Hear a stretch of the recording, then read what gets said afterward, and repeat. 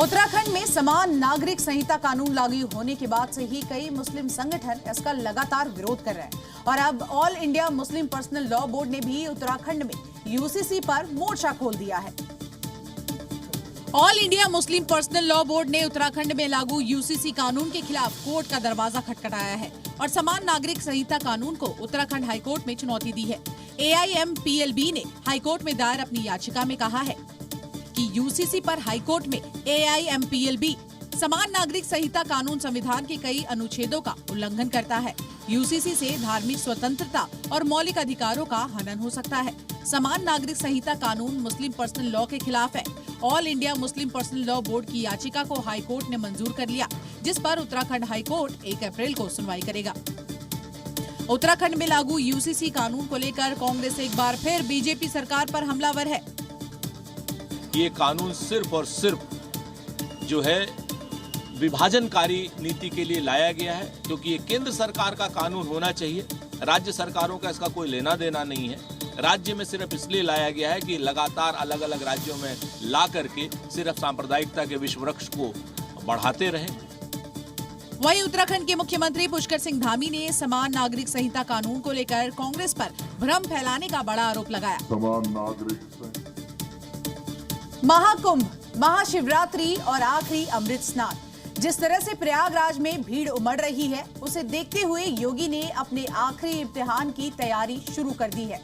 आपको बता दें, सीएम के आदेश के बाद मुख्य सचिव और डीजीपी ग्राउंड जीरो पर उतर चुके हैं।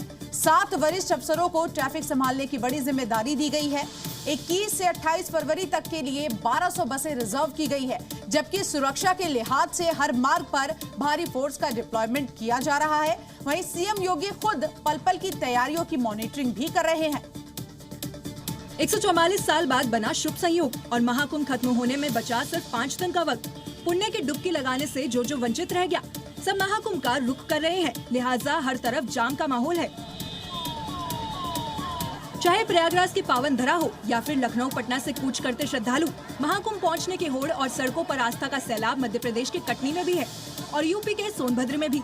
ये तस्वीरें तो बांधीवर हैं। जमीनी हकीकत सिर्फ तस्वीरों में बयान नहीं की जा सकती।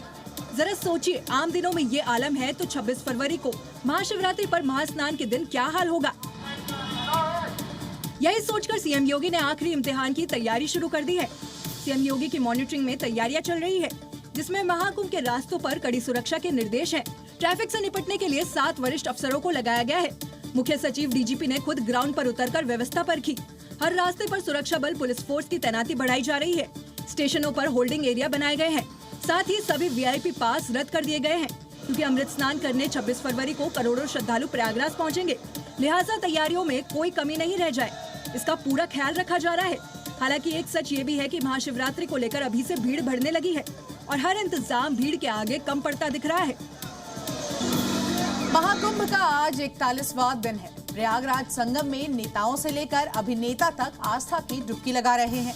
राष्ट्रपति पीएम मोदी अमित शाह के बाद आज जेपी नड्डा प्रयागराज संगम पहुंचे और इस दौरान उन्होंने अपने पूरे परिवार के साथ संगम में आस्था की डुबकी लगाई। इस दौरान यूपी के सीएम योगी आदित्यनाथ भी मौजूद रहे। जेपी नड्डा और योगी आदित्यनाथ ने त्रिवेणी संगम में आस्था की डुबकी लगाई। इस दौरान पूरी त्रिवेणी संगम जय श्री राम के नारों से गूंज उठा।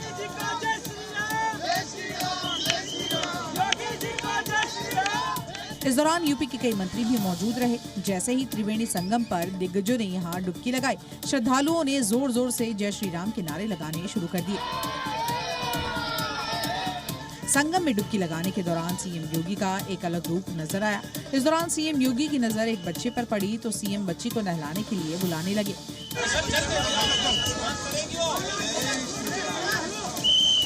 जिसके बाद एक संत जाते हैं और बच्ची को गोद में उठा लाते हैं, जिसके बाद सीएम योगी आदित्यनाथ बच्चे को स्नान कराते हैं।